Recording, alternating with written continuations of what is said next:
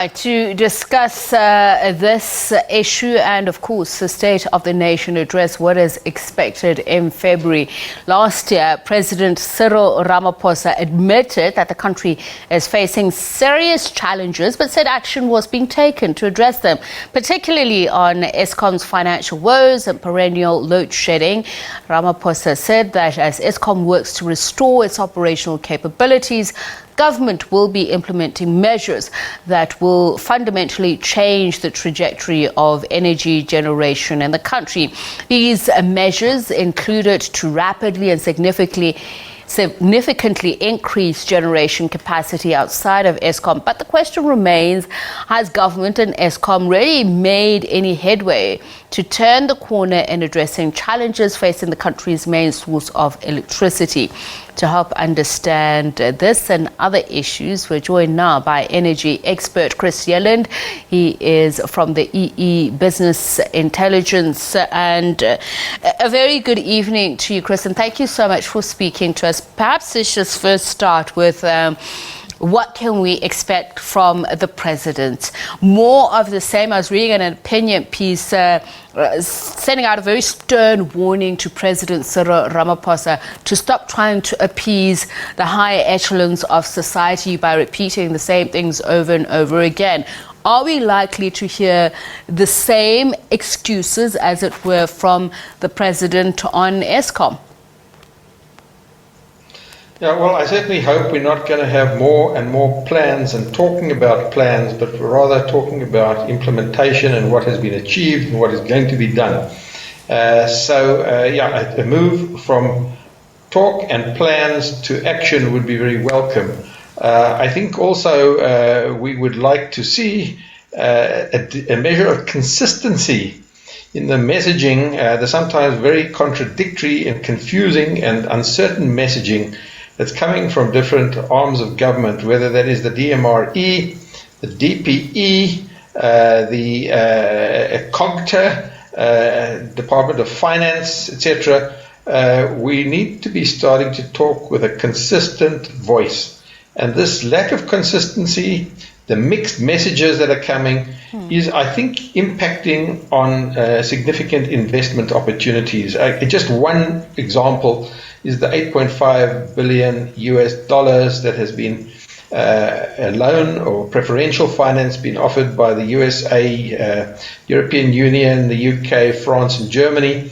With this level of mixed messaging coming, particularly at the moment from the DMRE and the minister, I think it puts this kind of investment at risk and these opportunities at risk, and also other investment opportunities. So yes, a measure of consistency and in dealing with Eskom. So for example, you mentioned that the financial position of Eskom, I haven't seen anything publicly indicating that any progress has been made in the last 2.5, 3 years in dealing with Eskom's debt. Lots of things on the table, but no action. I mean, we'll come to the issue of the bickering between the various departments, especially on that investment of over $8 billion. But I want to start with the the mixed messaging that we're seeing now. Eskom had said that it might implement load shedding again on Tuesday. Now we know that that is in the offing, but it had earlier said that it would cease load shedding tonight, but yesterday it then said because it's managed to recover enough energy that load shedding has been suspended. So South Africans are also becoming nonplussed with that mixed messaging from Eskom.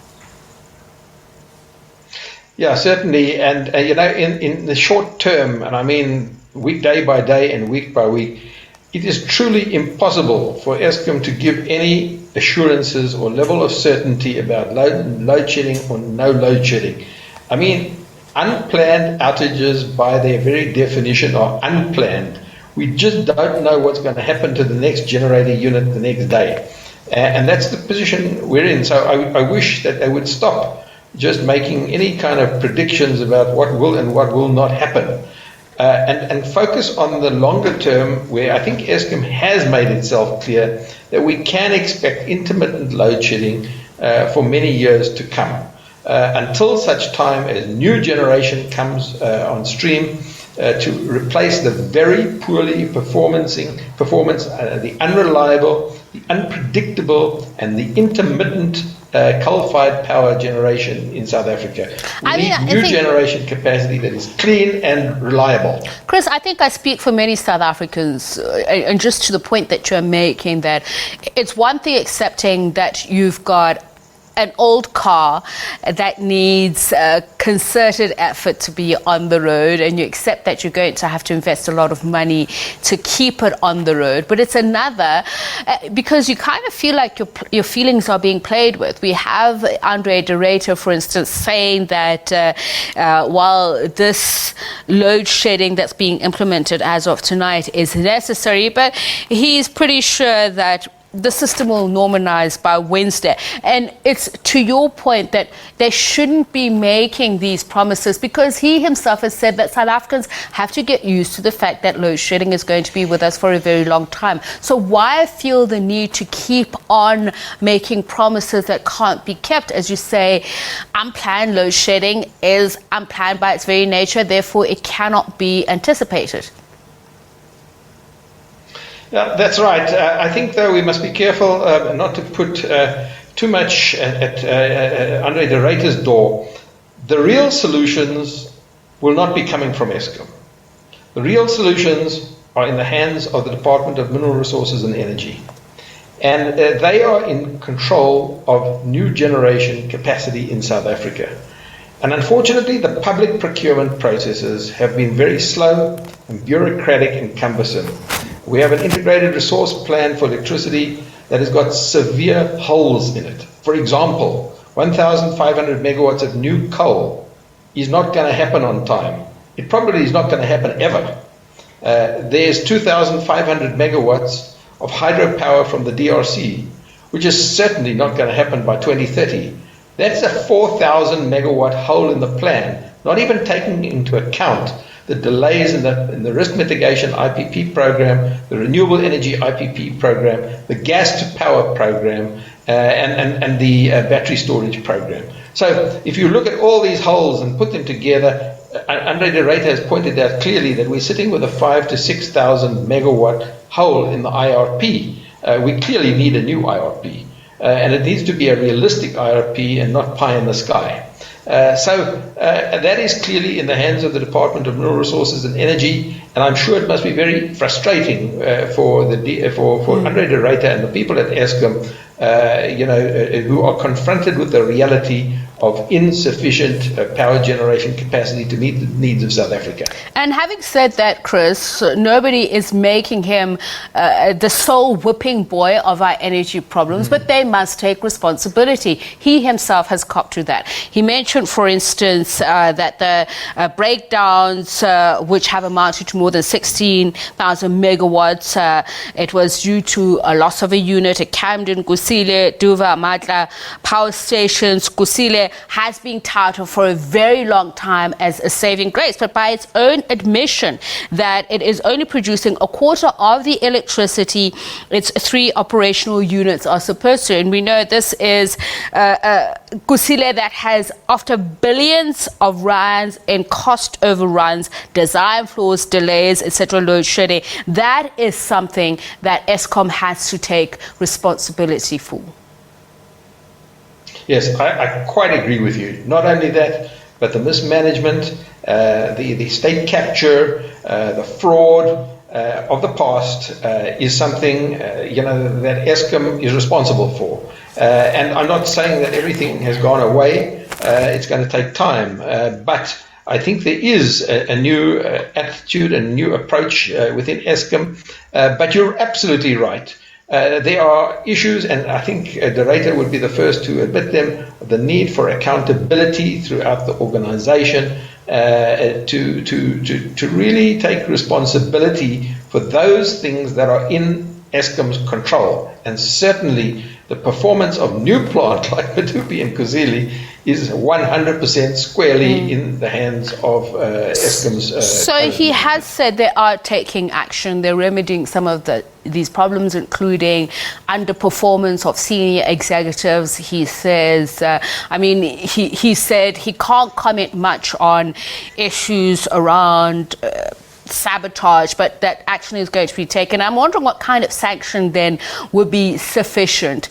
There have been whistleblower accounts speaking of mismanagement for years now. So what would be adequate under the circumstances? We know that there has been wide-scale theft, etc., etc. Yeah, and I think in fairness, one can point to some really significant successes that the new management of Eskom had in tightening up procurement. I just give an example, the whole issue of Oracle and a massive claim on Eskom for, I think it was something like 800 million rand, which was effectively reduced by the new management of Eskom to, I think, 150 million rand, and it's still being fought about in the courts. And these are some of the achievements, and there have been several others. But it is, unfortunately, extremely difficult. Eskom is not an investigative authority. It has a job to do, in the world of electricity and electricity supply. And it can hand over evidence and information to the prosecuting authorities, but Eskom is not a prosecuting authority itself. And it relies on the Hawks and the SIU and the prosecuting authorities to do their job, and unfortunately they seem to be inundated with a whole lot of other issues and very slow on the on executing on their mandate to bring these people to justice. Nevertheless, the wheels of justice do grind. They grind slowly, and I do think that eventually people will be brought to book. But in the meantime, Eskom faces significant challenges both operationally, in terms of its performance of its plant, financially, its debt position and collecting arrear debt from municipalities, and lastly, in the environmental position.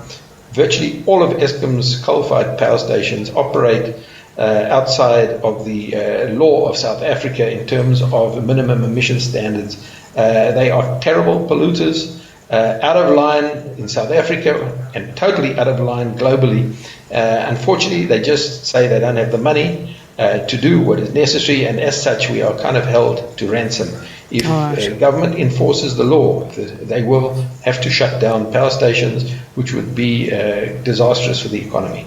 All right, Chris, it's such a pity we have run out of time, because one of the other things that I wanted to talk to you about was the lack of skills, including emergency experience, and the fact that Director has said that an offer by retired engineers to offer their services from Eskom won't solve the issue, that it's a lot more complicated than that. But thank you really for your time. Chris Yelland is an energy expert. He is with EE Business Intelligence, speaking to us about Eskom in South Africa.